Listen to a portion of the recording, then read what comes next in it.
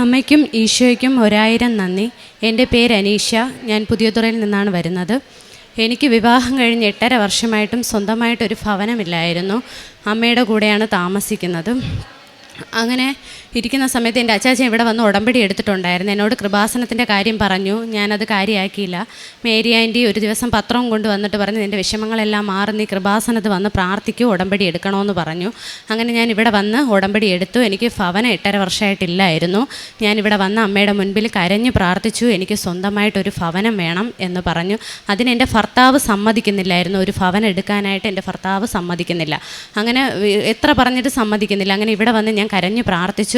84-ാമത്തെ ദിവസം എൻ്റെ ചേട്ടൻ വിളിച്ച് പറഞ്ഞു, ഇങ്ങനെ ഒരു വീട് വിൽക്കാൻ പോകുന്നു, നമുക്ക് ആ വീട് വാങ്ങാം. അങ്ങനെ ഞങ്ങൾ ആ വീട് വാങ്ങുകയും അവിടെ താമസിക്കുകയും ചെയ്തു. രണ്ടാമതായിട്ട് എൻ്റെ ഇക്വാലൻസി തുല്യത എക്സാം എൻ്റെ 3ാമത്തെ മോളെ പ്രസവിച്ച് കിടക്കുന്ന സമയത്തായിരുന്നു. എനിക്കപ്പം അവളെ പ്രസവിച്ചിട്ട് 4 മാസമായി. അപ്പോൾ എനിക്ക് പഠിക്കാനൊന്നും കറക്റ്റായിട്ട് പറ്റിയില്ല. ഞാൻ അമ്മയെടുത്ത് പ്രാർത്ഥിച്ചു, അമ്മ എന്നെ സഹായിക്കണം, ഞാൻ പഠിക്കുന്നതായിരിക്കണം നാളെ എനിക്ക് വരുന്നത്. അങ്ങനെ പ്രാർത്ഥിച്ചുകൊണ്ട് ഞാൻ വെഞ്ചരിച്ച കാശ് രൂപം കൊണ്ടുപോയാണ് ഹാളിൽ പോയത്. പരീക്ഷ എഴുതി നല്ല മാർക്കോടുകൂടി പാസ്സാവുകയും ചെയ്തു. അടുത്തതായിട്ട് എൻ്റെ ഭവനത്തിൽ ഭവനത്തിൻ്റെ സൈഡിൽ ഇഴജന്തുക്കളുടെ ശല്യം ഉണ്ടായിരുന്നു. ബാത്റൂമിൽ 2 പാമ്പ് വന്നിട്ടുണ്ടായിരുന്നു.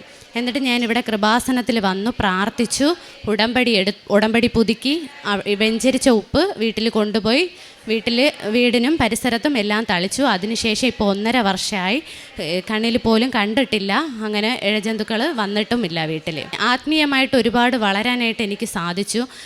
മുൻപൊക്കെ പള്ളിയിലൊക്കെ പോകുന്നതൊക്കെ കുറവായിരുന്നു. ഈ കൃപാസനത്ത് വന്ന് ഉടമ്പടി എടുത്തതിന് ശേഷം എനിക്ക് പറ്റുന്ന ഇതിലെല്ലാം കുർബാനയ്ക്ക് മുടങ്ങാതെ പോകാൻ സാധിക്കുന്നു.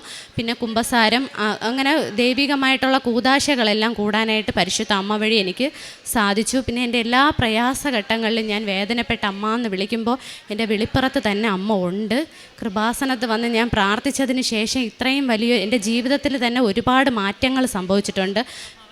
സ്വഭാവത്തിൽ ഒത്തിരി മാറ്റങ്ങൾ, ഭയങ്കര ദേഷ്യമായിരുന്നു, ആരടുത്ത് അധികമൊന്നും അങ്ങനെ സംസാരിക്കത്തില്ല, അങ്ങനെയൊക്കെ ആയിരുന്നു. പിന്നെ പള്ളിയിൽ പോകാനൊക്കെ വലിയ താല്പര്യമൊന്നും ഇല്ലായിരുന്നു. ഇവിടെ വന്നതിന് ശേഷം ബൈബിൾ വായിച്ചതിന് ശേഷം ഒരു ഭയങ്കര ഒരു ശക്തിയാണ് എനിക്ക് കിട്ടിയത്. പിന്നെ പിള്ളേരെയൊക്കെ നേരത്തെ ഒരു ജപമാലയൊക്കെ, മൂത്ത മോള് 9.5 വയസ്സായി, അവൾക്ക് പ്രാർത്ഥനയോടൊന്നും താല്പര്യമില്ലായിരുന്നു. പിന്നെ ഇവിടെ വന്ന് ഞാൻ പ്രാർത്ഥിച്ചതിന് ശേഷം ഇപ്പം 3 മക്കളെ ഇരുത്തിയാണ് കൊന്ത ചൊല്ലുന്നതും. എനിക്ക് മുമ്പേ അവർ ഇപ്പോൾ പ്രാർത്ഥന ചൊല്ലാനായിട്ട് വന്നിരിക്കും, കൃപാസനം പ്രാർത്ഥന പറയാനായിട്ട് എനിക്ക് മുൻപേ എൻ്റെ മക്കൾ തന്നെ വന്നിരിക്കും. എൻ്റെ മൂത്ത മോക്ക് കയ്യിൽ ഷോൾഡറിൻ്റെ ഭാഗത്ത് ഇവിടെ ഒരു മുഴ പോലെ വന്നു. എന്നിട്ട് അത് ഞാൻ അടുത്തുള്ളൊരു ഹോസ്പിറ്റലിൽ കൊണ്ടുപോയി കാണിച്ചപ്പോൾ അവർ അത് സർജറി ചെയ്യണം, മുഴയാണെന്ന് തോന്നുന്നു, മുഴയാണ്, നിങ്ങളൊരു സർജറി ഡോക്ടറെ കാണിക്കണമെന്ന് പറഞ്ഞു. അങ്ങനെ ഞാൻ വേറൊരു ഹോസ്പിറ്റലിൽ കൊണ്ടുപോയി. അവിടെയും അവർ കാഷ്വാലിറ്റിയിൽ കാണിച്ചപ്പോൾ ഡോക്ടർ നോക്കിയിട്ട് പറഞ്ഞു, ഇത് സർജറി ഡോക്ടറെ കാണിക്കണം, കല്ലിപ്പ് പോലെ തോന്നുകയാണ്, എന്തോ സിസ്റ്റാണെന്ന് തോന്നുന്നു, നിങ്ങളൊരു സർജറി ഡോക്ടറെ കാണിക്കണമെന്ന് പറഞ്ഞു. ഞാൻ സർജറി ഡോക്ടറിനെ കാണിച്ചു, പരിശുദ്ധ അമ്മയോട് പ്രാർത്ഥിച്ചു. കൃപാസനം വെഞ്ചരിച്ച തൈലം മോളുടെ മുഴയുള്ള ആ ഭാഗത്ത് ഞാൻ പുരട്ടിയിട്ടാണ് ഞാൻ അവളെ സ്കാനിങ് റൂമിൽ കയറ്റിയത്. ഞാൻ അമ്മയോട് അവളെ സ്കാനിങ്ങിന് കയറ്റിയ സമയം ഞാൻ അമ്മയുടെ അവിടെ നിന്ന് പ്രാർത്ഥിച്ചു, അമ്മ ഒരു കുഴപ്പവും ഉണ്ടാകരുത്, മരുന്നിൽ മാറുന്നതായിരിക്കണമെന്ന് ഞാൻ അവിടെ നിന്ന് കരഞ്ഞ് പ്രാർത്ഥിച്ചു. വീട്ടിൽ സ്കാനിങ് കഴിഞ്ഞ് റിപ്പോർട്ട് കിട്ടി. ഡോക്ടർ നോക്കിയിട്ട് പറഞ്ഞ് പേടിക്കാനൊന്നുമില്ല, നീർക്കെട്ടാണ്, അത് മരുന്ന് കൊടുത്താൽ മതി, തനിയെ പൊയ്ക്കോളും, പേടിക്കണ്ട. അങ്ങനെ എനിക്ക് അവിടെ ഒരു വലിയൊരു അത്ഭുതമാണ് ഞാൻ അന്ന് കണ്ടത്. കാരണം അവൾ ഭയങ്കര വേദന കാരണം അവൾക്കൊന്നും ചെയ്യാൻ പറ്റുന്നില്ല. പിന്നെ ഈ തൈലം തന്നെയാണ് ഞാൻ അവൾക്ക് ഇട്ട് കൊടുത്തതും ഉള്ളിൽ കൊടുത്തതും. പിന്നെ അത് മാറി അവൾക്ക്. ഡ്രൈവിംഗ് ലൈസൻസ് എടുക്കാനായിട്ട് ഞാൻ പോയി. അപ്പോൾ ക്ലാസ്സിനൊന്നും അധികം പോയിട്ടില്ല. ആദ്യം ലൈസൻസിനായിട്ട് ക്ലാസ്സിന് കുറച്ച് ദിവസം പോയി, പിന്നെ ഞാൻ പോയില്ല. അതിനുശേഷം കുറേ ദിവസം വീട്ടിൽ അങ്ങനെ പിള്ളേരൊക്കെ ആയത് കാരണം എനിക്ക് ക്ലാസ്സിലൊന്നും പോകാൻ പറ്റിയില്ല. ഇടയ്ക്ക് ഒരു ദിവസം ലേണേഴ്സ് എക്സാം ആണെന്ന് പറഞ്ഞ് പോയി എക്സാം എഴുതിയിട്ട് വന്നു. എന്നിട്ട് അപ്പോൾ അവരൊരു ഡേറ്റ് ഇട്ട് തന്നു, നവംബർ 11-ാം തീയതിയാണ് ലൈസൻസ് എടുക്കേണ്ടതെന്ന്. ശരിക്കും ക്ലാസ്സിനൊന്നും പോകാൻ പറ്റിയില്ല. റോഡിൽ വണ്ടി ഓടിക്കാൻ നല്ല പേടിയായിരുന്നു, ഭയങ്കര പേടിയായിരുന്നു വണ്ടി എടുക്കാനായിട്ട്. എന്നിട്ട് ഈ ലൈസൻസ് എടുക്കുന്നതിടെ തലേ ദിവസമാണ് ഞാൻ ഈ ക്ലാസ്സിൽ പോയി എട്ടെടുത്തതും. 2 ദിവസം മുൻപേ ഒരു പ്രാവശ്യം പോയി എട്ടെടുത്തിട്ട് വന്നു. എന്നിട്ട് പിന്നെ വീണ്ടും ഒരു പ്രാവശ്യം കൂടെ പോയി. റോഡ് എടുത്തത് വെറും ഒരു പ്രാവശ്യമാണ്. ഒട്ടും പ്രാക്ടീസ് ഇല്ലാതെയാണ് ഞാൻ പോയത്. രാവിലെ കുർബാന കഴിഞ്ഞ് പരിശുദ്ധ അമ്മയുടെ കാശ് രൂപം കയ്യിൽ പിടിച്ച് ഗ്രൗണ്ടിൽ പോയി. അതിനുശേഷം നല്ല രീതിയിൽ എങ്ങനെയാണെന്നറിയില്ല, ഞാൻ പോയി എടുത്തിട്ട് 8 എടുത്തു, പാസ്സായി.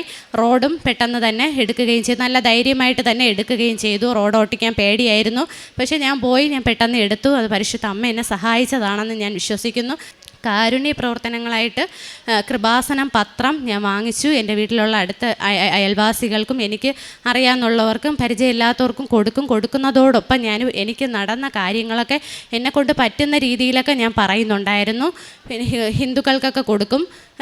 അവർ വാങ്ങാൻ മടിച്ചാലും ഞാൻ എന്തെങ്കിലും പറഞ്ഞ് ഇത് നിങ്ങൾ പ്രാർത്ഥിക്കണം, കുഞ്ഞിനെയും കൊണ്ട് ആശുപത്രിയിലൊക്കെ പോകുമ്പം കരുതി മാറ്റി വെച്ച് ഹോസ്പിറ്റലിൽ പോകുമ്പോൾ കൊണ്ടുപോയി ഞാൻ കൊടുക്കുമായിരുന്നു. കൊടുത്തിട്ട് പറയും ഇത് പ്രാർത്ഥിക്കണം, അമ്മ സഹായിക്കും എന്ന് പറയും. പിന്നെ ദശാംശം കൊടുക്കും. അങ്ങനെ കുറേ കാര്യങ്ങൾ എന്നെക്കൊണ്ട് പറ്റുന്ന രീതിയിൽ സഹായം ആവശ്യം വരുന്നവരൊക്കെ ഞാൻ സഹായിക്കും.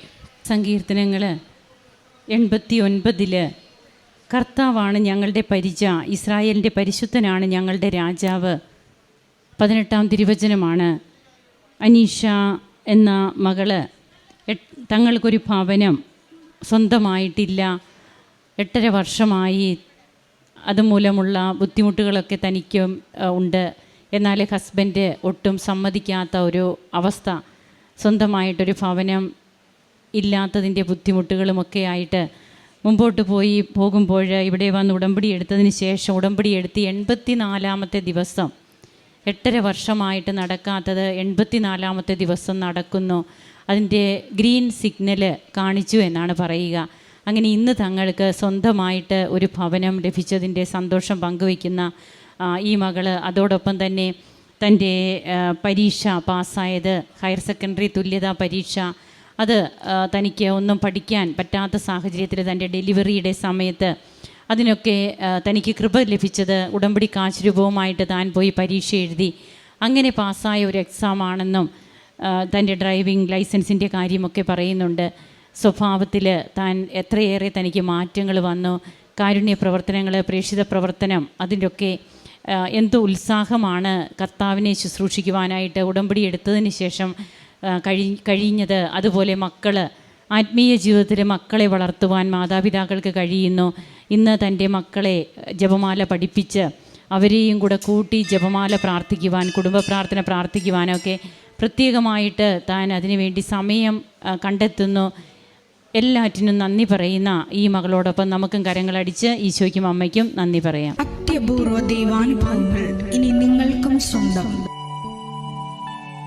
ഈ യൂട്യൂബ് ചാനൽ ഇതുവരെ സബ്സ്ക്രൈബ് ചെയ്തിട്ടില്ലെങ്കിൽ ഇപ്പോൾ തന്നെ സബ്സ്ക്രൈബ് ചെയ്യുക. ഈ വീഡിയോ ഇപ്പോൾ തന്നെ നിങ്ങളുടെ സുഹൃത്തുക്കൾക്ക് ഷെയർ ചെയ്തുകൊണ്ട് കർത്താവിൻ്റെ പ്രേക്ഷിതരാകുക.